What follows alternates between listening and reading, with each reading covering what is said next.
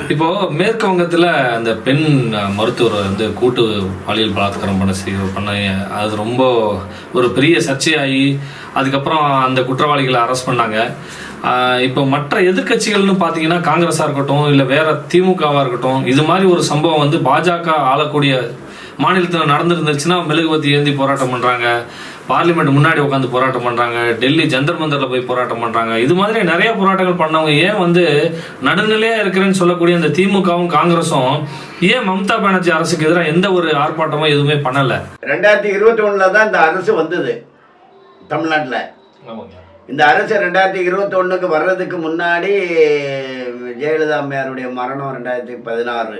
அதை தொடர்ந்து எடப்பாடி பழனிசாமி நியமன முதலமைச்சராக இருந்தார். அவருடைய ஆட்சியில் தினசரி 3 போராட்டம் நடத்துவாங்க. இப்போ திமுக ஆட்சியில் தினசரி 10 போராட்டம் நடத்துறதுக்கான விஷயம் நடக்குது. ஆனால் போராட்டம் நடத்தலை.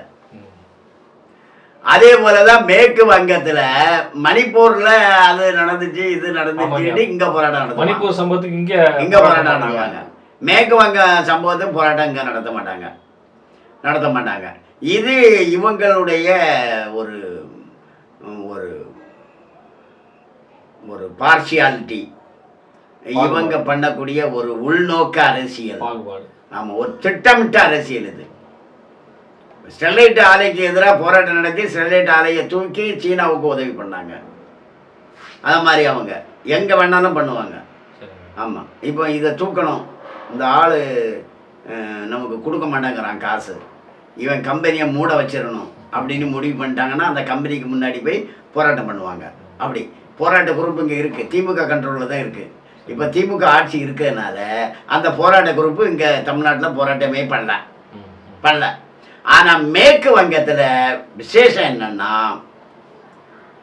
நடந்த கொடூரத்துக்கு மாநில நிர்வாகம் மம்தா பானர்ஜியும் அவர் மேலே எஃப்ஐஆர் போடணுமா?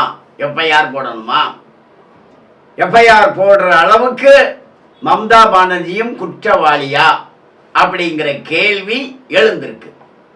ஏன்னா அவங்க திரிணாமுல் காங்கிரஸ்காரங்க ஒரு படையா வந்து ஒரு ஆயிரக்கணக்காக வந்து இந்த நடந்த இடம் இருக்கு இல்லையா, அங்கே தடயத்தை அழிச்சிருக்காங்க, அழிக்கிறதுக்கு முயற்சி பண்ணியிருக்காங்க.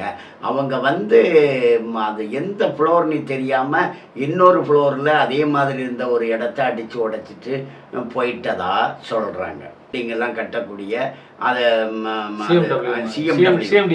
சிஎம்டிஏ மாதிரி கார்பரேஷனில் இங்கே சிஎம்டிஏ மாதிரி அந்த துறை அங்கே அந்த துறைக்கு மம்தா அரசாங்கம் ஒரு உத்தரவு கொடுத்துருக்கு. என்னன்னா, இந்த சம்பவம் நடந்த அந்த இடம் இருக்கு இல்லையா, அந்த இடத்த உடைச்சிக்கிட்டு அதில் இந்த மாதிரி பில்டிங் கட்டுங்க அப்படி. இது எப்போ இந்த சம்பவம் நடந்த ரத்தக்கராங்க இருக்கு, அங்கே போய் இன்னும் புலனாய்வு நடக்கலை. அவசரமாக ஒரு ஆர்டரை போட்டுட்டு அதிகாரிகள்லாம் வர்றான், நாங்கள் இதை உடைக்க போகிறோம்னுட்டு. முதல்ல ஒரு 1000 பேர் வந்தான், நாங்கள் இதை உடைக்கிறோன்னுக்கிட்டு இடம் தெரியாமல் இன்னொரு ஃப்ளோரில் உடைச்சிட்டு போயிட்டான். அப்புறமா இவர் ஆர்டர் வாங்கிட்டு இவன் வர்றான், டிபார்ட்மெண்ட்டுக்காரன், உடைக்க போகிறோன்னுட்டு உடைச்சிட்டான். இப்படியெல்லாம் செய்யணும்னா அந்த முதல்வர், அந்த கல்லூரியினுடைய முதல்வர் ராஜினாமா பண்ணிட்டு போனார். உடனே அவருக்கு போன் போட்டிருப்பாங்கன்னு நினைக்கிறேன் மம்தா, நீங்க ஏன் சார் போனோம், போவாதுங்க அப்படின்னுக்கிட்டு இதோ ஆர்டர் வருது பாருங்க, நீ பேக்சர்ல முதல்வர்ல அப்படியே பேக்ஸ் அனுப்புவோம் பாருங்க, அதை மாதிரி ஆன்லைன்லேயே பேக்ஸ் போகிற மாதிரி அந்த ஆளு ஒரு ஆர்டர் வந்திருக்கு 4 மணி நேரத்தில், நீங்கள் இந்த கல்லூரியில் போய் ஜாயின் பண்ணிவிடுங்க நீட்டு. யாரு இதுக்கு வருத்தம் தெரிவித்து ராஜினாமா பண்ணிக்கிட்டு போனவரை அவருக்கு தண்டனை கொடுக்காம ப்ரமோஷன் கொடுத்துருக்கு மம்தா. அதே போல மாநில அரசினுடைய உத்தரவின் பேரில் தடயத்தை வந்து அளிக்கிறாங்க. அதனால இந்த எஃப்ஐஆர் முதல் குற்றவாளி 2ஆம் குற்றவாளின்னு இருக்குல்ல, அதுல ஒரு குற்றவாளியா மம்தா பானர்ஜி வருவாங்களா அப்படிங்கிற சந்தேகம் இருக்கு. அந்த அளவுக்கு கொடுமையானது மேற்கு வங்கத்தில் நடந்தது. இப்போ மோடி இப்போ புதுசாக சமீபத்தில் உனக்கு இப்போ மோடி ஏன் மணிப்பூருக்கு போகலை அப்படின்னு கேட்குறவங்க, ராகுல் ஏன் வெஸ்ட் பெங்காலுக்கு போகலை, அந்த கேள்வியை முன்வைக்கலாம்ல பாஜக சார்பா? அப்போ ராகுலும் மம்தாவும் அவங்க ஒன்னா சேர்ந்து தானே செய்யறாங்க. அங்கேயும் குற்றம் நடந்துக்கல. ராகுல் நடுநிலையான நான் அரசியல்வாதி அப்படின்னு சொல்றாங்க. குற்றம் அவங்க தானே செஞ்சிருக்காங்க.